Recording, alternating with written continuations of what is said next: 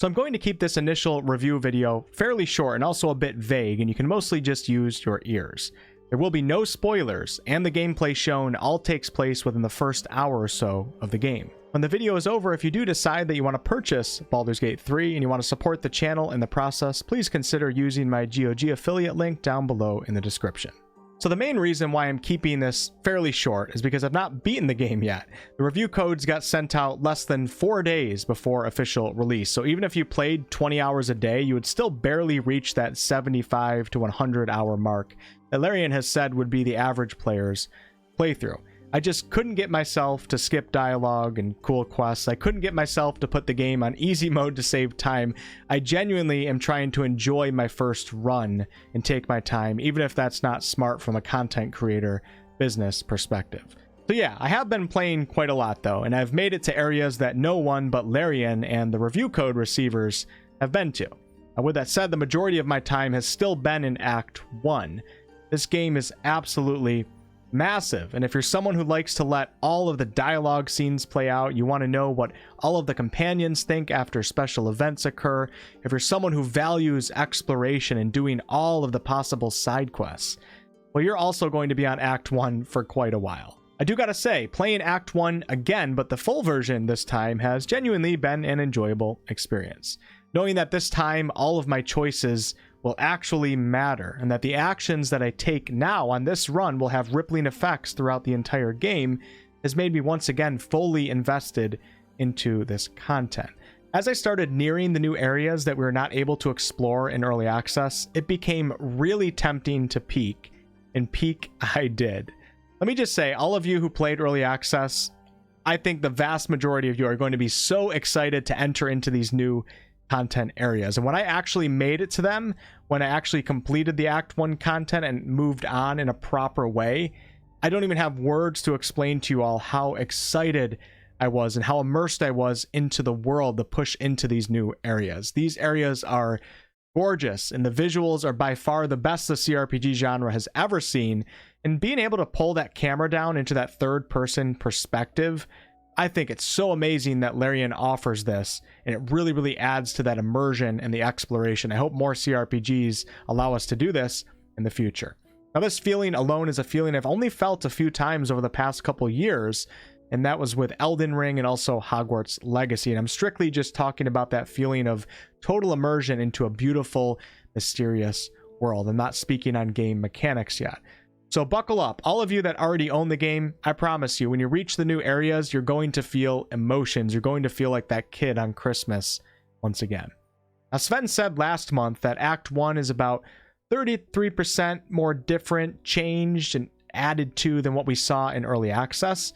And this number still feels pretty spot on to me, especially after playing through most of Act 1. I did skip a few things so I could get ahead, but I played through a lot of it. The general flow of the act is the same, and you'll know where to go, and you'll know what happens when you make major decisions, but I still encourage you to play through everything and take your time. There's plenty of new cutscenes to witness. Many of the characters have been remodeled. There's new interactions that can be had if you handle some of the content in certain ways, and there's new items to be found. And on that subject, if you love optimizing yourself with gear, you will have the opportunity to do so in Baldur's Gate 3. I bet you I could make gear build videos alone alongside class build videos, like completely separate videos. That's how interesting the itemization is in this game. There's a ton of unique, powerful items with different rarities, and they're just a blast to find, but also to test out, which is the most important part of that enjoyment. I don't think it's overdone. In fact, I think Larian did a great job on this, as the level progression in 5th edition, especially with max level 12 in Baldur's Gate 3, can feel a bit slow and sometimes dull. And Larian has found other meaningful ways to make it feel like your character is still progressing. If you played the original Baldur's Gate games, there's going to be returning characters from those games, and if you know Forgotten Realms lore from other places, you will see and recognize things that will make you really happy that this world exists and continues to exist, and has been being worked on basically since Ed Greenwood created it in 1967. Now, as for how much the game ties into the original games, well, I've not played enough to truly have an answer for that, but take a look at the menu screen.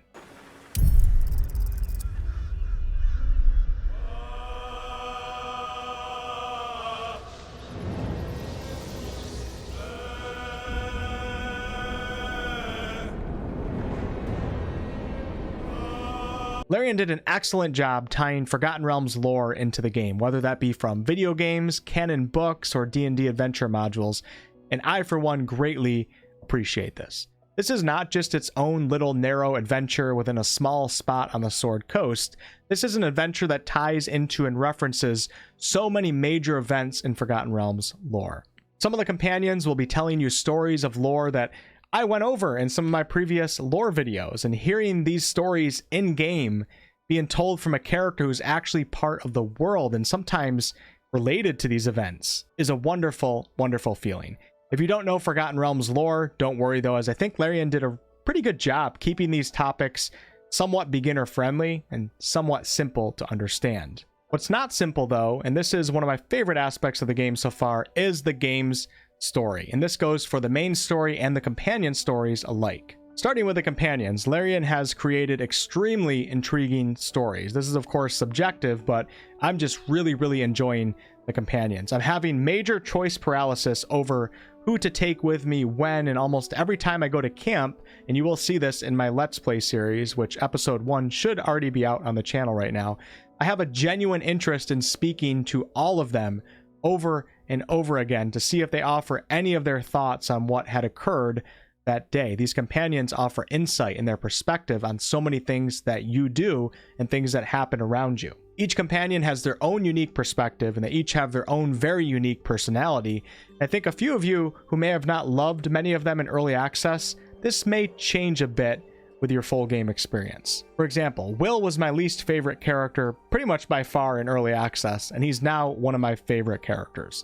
The companions also may clash with each other at times, and these particular scenes are really intense, and you have to make decisions that may completely change the rest of your run, and sometimes these decisions fall to a dice roll.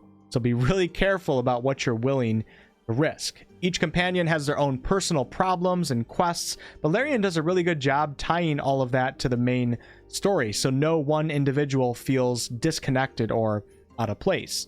The NPCs that you come across as you adventure, Larian has also found a way to make many of them feel like you're going to actually see them again, but Larian did it in a way that still fits the world in the story. So instead of just going through different areas where NPCs are just tied to that specific area and you know you'll never see them again, so you don't really care, Larian has found a way to put several important or semi-important characters pretty much every place that you go. And if you end up killing some of them or saving some of them or whatever you decide to do, it really does feel like that will affect future possible and likely interactions. As for the main story of the game, I still cannot figure out what the heck is going on. It feels like a mystery thriller, and I'm getting pulled in so many different directions. The decisions that you have to make feel really impactful, and personally, I'm freaking scared to make a lot of them. And that's really good, not bad. That's a game that knows how to invest someone into it, a game that knows how to incite emotions and genuine interest, and that's how RPGs should be. There's also some decisions that you may make that will literally end your game, like game over. Now, you of course can reload after that, but knowing that that exists in the game and the first time that you experience it, it starts to make your decisions that much more meaningful and important. It makes you really think about what you're doing. And I don't know about you all, but I love games that are actually truly engaging. You don't just turn your brain off and make whatever decision in Baldur's Gate 3. You have to think about things. You have to think about the possible consequences. You think about the possible rewards, etc. So the story so far, in my opinion, is a major win. And yeah, there's a lot of good games out there that I like a lot, but I just never finished the games. There's pretty much no world in which I wouldn't get to the bottom of what's going on in Baldur's Gate 3. And on top of that, there's no world where I won't replay it for at least a second time to see how different things will pan out. I should also mention here that I think Larian did a great job with the comedy in this game, as it's not overdone. The comedic parts, in my opinion, as comedy is of course very subjective, are masterfully placed within this dark, mysterious story, and they don't take away from the story or the immersion at all, in my opinion. Very different from that DOS 2 feel, and I think Larian made the right call with Baldur's Gate 3 in doing that. All right, let's go backwards to character creation. I gotta say that this character creator is pretty phenomenal for a CRPG, and actually pretty great for a mainstream RPG as well. But the lack of face options or the ability to customize your facial structure in any way, it is kind of a big bummer. Larian lets you go all in on your race choice, your class, and all these really cool things, all these hair choices. You can change your eyes, there's heterochromia, you can mess with maturity, freckles, there's even a vitiligo slider. But truthfully, most of that doesn't matter that much if you can't get your face right. Now, I would guess that this is likely because of the game's insane cinematic nature, which adds probably quite a lot of limitations in certain areas to this game. For example, Cyberpunk's character creation is insanely detailed, but the cinematics in that game are also in the first person, so CDPR didn't have to animate every single bone structure on the face that you decide to make. So I understand why it may be like this, but I'd also be lying if I didn't say I wasn't a little disappointed. You can really make some cool looking characters, but without being able to get their face right, you never really get to make the character that you want. And also, Larian only is allowing body size changes for a few of the races. I really wish we had this option for all of them. With that said, holy crap, we have 11 different races to choose from, most of which do have sub-race choices, and your race choice will definitely affect the world around you. The reactivity in this game is insane. Don't be afraid to play one of the more unique races, like the Githyanki, because it can be a pretty unique experience. And then, of course, we have 12 classes to choose from with 46 subclasses. Larian definitely went above and beyond when you consider the insane reactivity of this game. So overall, the character creator is really high quality. I'm very happy with the class and race choices. Larian gave us all 12 classes from the D&D Player's Handbook. As far as appearance goes, Larian clearly went above and beyond with a few of the things. It's really high quality and really cool, but then it's also lacking in a few of the areas that I think matter most. Now on to gameplay.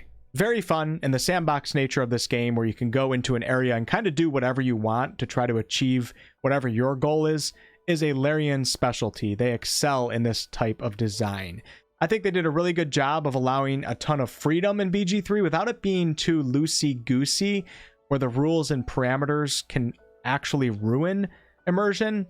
DOS 2 is one of my favorite games of all time, but there were a few mechanics in the game, actually more than a few, now, when you discover them, you realize it can get you through any situation. Now, of course, everyone will say, well, you don't have to do those things. And while there is truth behind that, I personally enjoy being able to push a game to its limits and still having all of those limits make logical sense. I think Larian did much better with BG3, and actually the majorly broken mechanics, such as stealth in early access, have been reworked quite a bit. Hiding now costs an action, for example, and you can't hide in an enemy's face anymore. Baldur's Gate 3 also offers a ton of verticality in every battlefield that you walk up to or sneak onto. It's really up to you what type of combat strategy you want to take. And I really, really do enjoy that. It makes it so much fun. And I'm sure over time, people will discover plenty of silly cheeses that you can do, but I still think that Larian did a decent job keeping the mechanics, for the most part, immersive.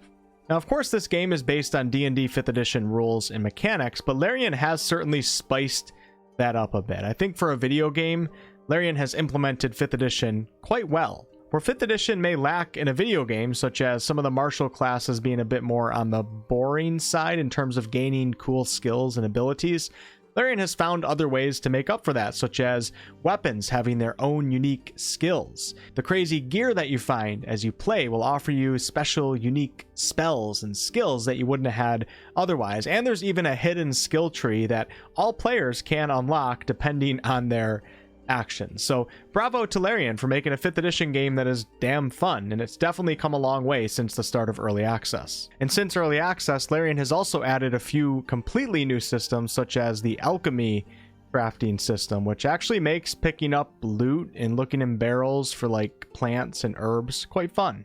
All right, now on to game performance and bugs, two very important topics. Excuse me, my voice is just going away on me. I've been recording nonstop for like 18 hours a day for the past 4 dang days.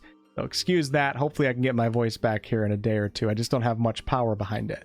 So performance has been great for me on my 4080 and my Ryzen 9 7900X CPU. So yeah, I have a pretty good PC. pretty much been at 144 FPS the vast majority of the time, and that's what I actually set my limit to.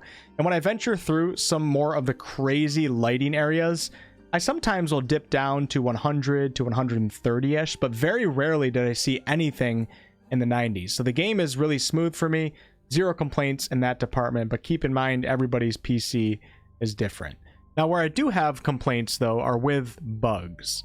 There's no easy way to put it. The review copy has bugs. Now, I will say Larian has already given us reviewers like 3 or 4 patches within the 4 days we were playing. They're really churning out these updates, which is appreciated, and they are big note updates. But even with that said, I just can't see a world where the launch week of this game does not have bugs as a part of every review from those who have put a decent amount of time into the game. Now, I will say, as someone who has played Early Access a ton, I was able to recognize bugs that someone who has not played Early Access would probably not be able to, as I know the story quite well. And for example, if a scene is out of order a little bit, or if a specific dialogue response presents itself at a point where I know that it shouldn't be presenting itself, I can catch that while someone else might not be able to that didn't play the game before. A few of the other bugs that I've experienced throughout my 4 days of playing are twitchy cutscenes, although I will say overall the cinematics have been decent enough. The cinematics in this game are incredibly well done, of course, with the animations and the voice acting and the motion sensors, but some of them still do need to be touched up, and I'm assuming everybody will notice this at some point. My heavy armor was glitching out probably, I'd say, like 30% of the time that I was running around or getting into dialogue conversations. The game's wonderful music is, of course, a 10 out of 10. I love this game's soundtrack, but there were at least a few combat encounters that I was in where the mellow ambient relaxation music was playing, which I really don't think was right. Most of the bugs, I'd say, were okay for me to deal with, but there were a few that did force me to reload. This is a massive game with an insane amount of permutations. There's 30 ways you can solve a single problem, and with a game like that, bugs are to be expected. But with that said, there were more than I expected, and I do think that Larian may get chewed up a bit for this, depending on how good they are with the patches, and I do think that they will be on top of this. So to summarize my initial review and experience with Baldur's Gate 3, as someone who has not completed the game, but put a decent amount of time in, I don't know, I'm probably halfway, I really do believe that we have something very special here. There's no other game out there like this, and I genuinely believe that this game is going to raise many eyebrows and also raise the bar in the RPG industry. Oh wait, we're not allowed to say that. But Larian does have to be on top of the bugs, and if they can push out patches quickly, I think we'll be able to get through the first week, hopefully, and then I think we really do have an RPG that will go down in history. So in the future, I'll probably do a much more in-depth review, much more organized, much higher quality, etc. But I just don't think it's worth it right now until I've actually finished the game. But I'm happy to get out some initial impressions so you guys can see my experience or hear about my experience up to this point. Thank you all so much for watching or listening, and I'll catch you on the next one.